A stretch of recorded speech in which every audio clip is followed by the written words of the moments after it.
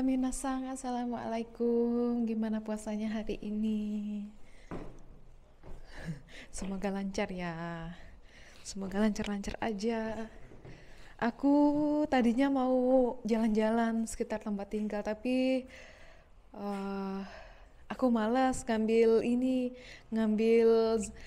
apa kayak KTP Jepang gitu ya. KTP Jepangku ketinggalan. Kalau keluar tuh kan, kalau mau pergi keluar itu kita harus bawa terus gitu, nggak boleh ditinggal-tinggal. Nanti kan kalau misalnya ada polisi kan bahaya kalau kita ketangkep.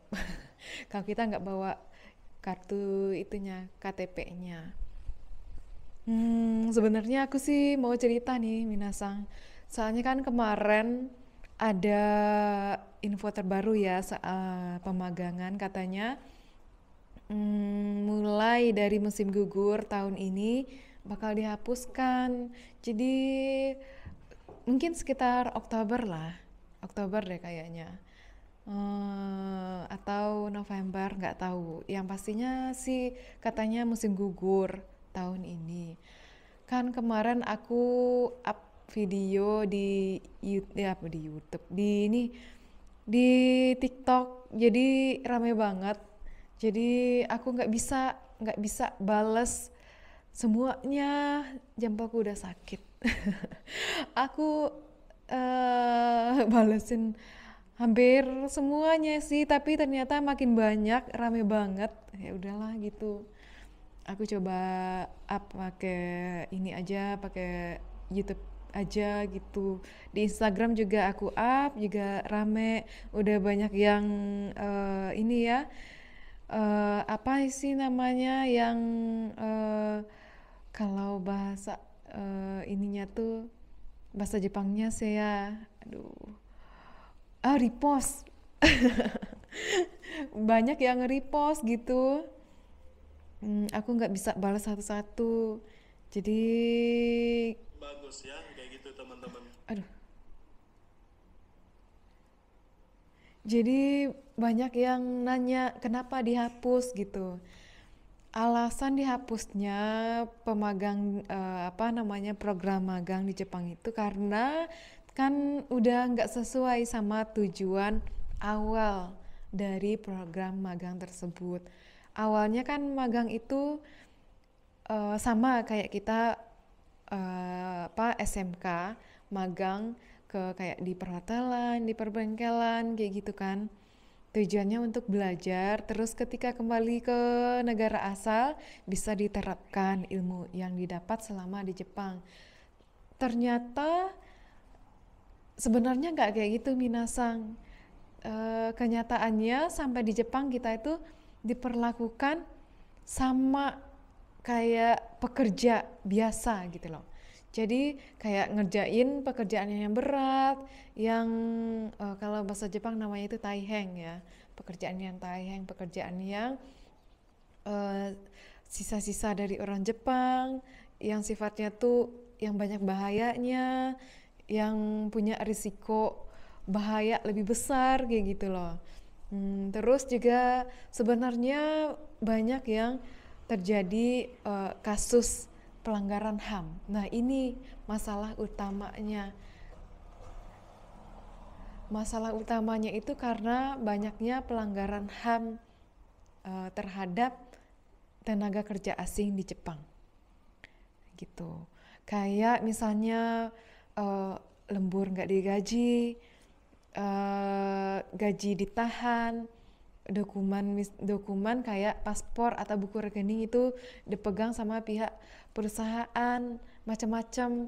Yang paling mirisnya itu ya akibat dari pemagang itu apa namanya akibat dari penyalahgunaan tenaga pemagang itu bahayanya sangat besar juga buat Jepang.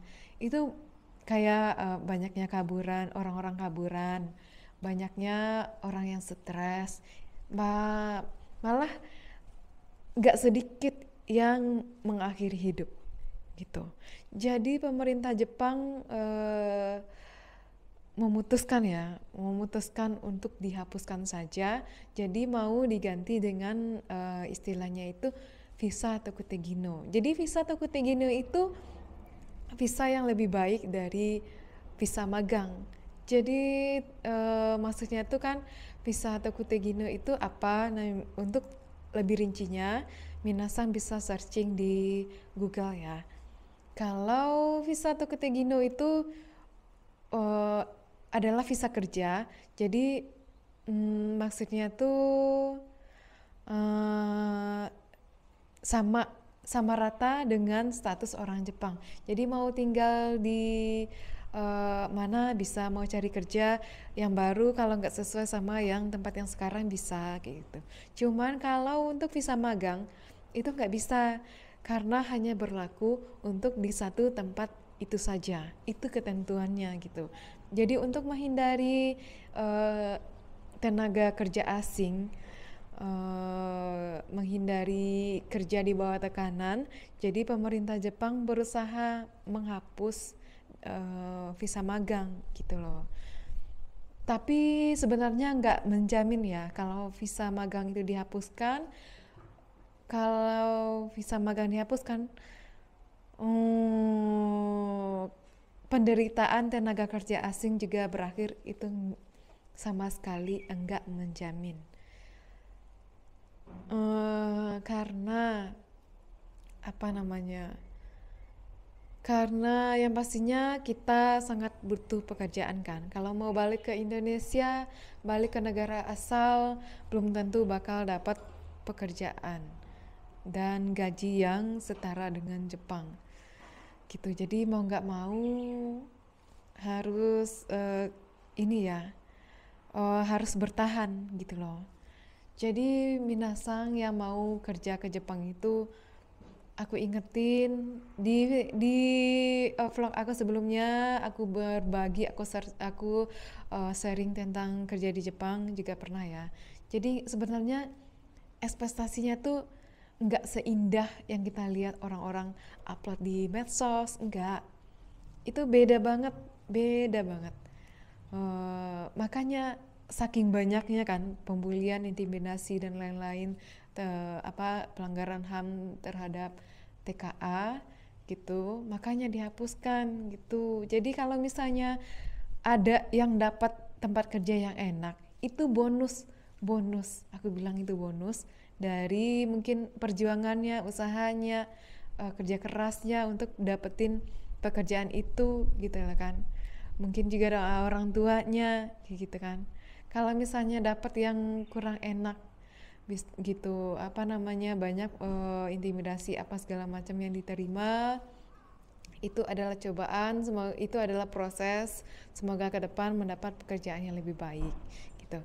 Jadi di video TikTok aku tuh banyak yang nanya, terus bagaimana kami yang udah program magang di Jepang sekarang gitu. Buat yang lagi di Jepang sekarang itu nggak usah khawatir, harusnya bersyukur kan. Udah bisa langsung ke Tokutegino, jadi enak gitu loh. Kan tapi keputusan untuk itu belum ada kepastiannya. Nanti aku sharing lagi di TikTok atau di Instagram ya. Follow aja nggak apa-apa. Atau mau tanya-tanya bisa langsung DM ke Instagram. Tapi menurut aku yang lagi pakai visa magang di Jepang sekarang, kemungkinan nanti juga bakal dipindahkan ke Tokutegino. Soalnya kan visa magang itu kan diperbarui atau diperpanjang kan sekali setahun. Jadi pas mungkin pengurusan yang baru bisa aja langsung ke Tokutegino gitu. Tapi kalau untuk dipulangkan itu nggak mungkin, karena kan perusahaan kan pasti rugi dong, ya kan, kalau dipulangkan. Mereka udah bayar mahal, udah bayar banyak untuk mendatangkan kita ke Jepang gitu.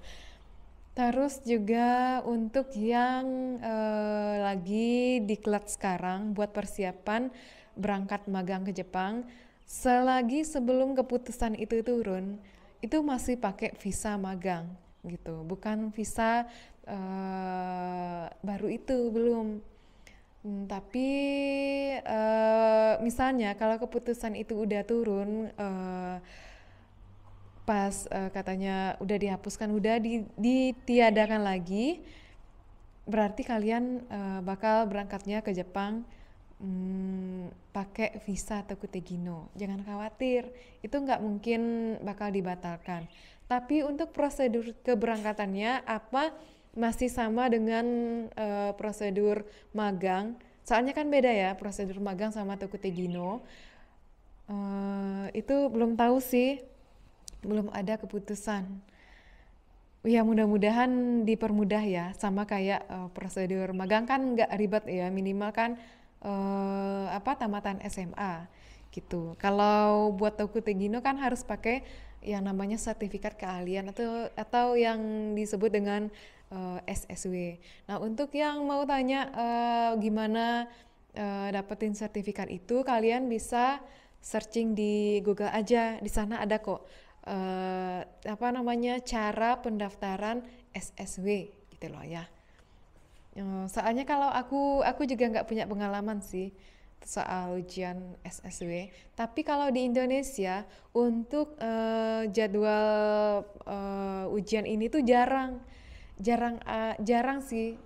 Berapa kali setahun aku nggak tahu. Tapi yang pastinya kalau untuk lokasi ujian itu cuman tertentu aja di Jakarta. Kalau untuk Sumatera ya lokasinya ada di Medan.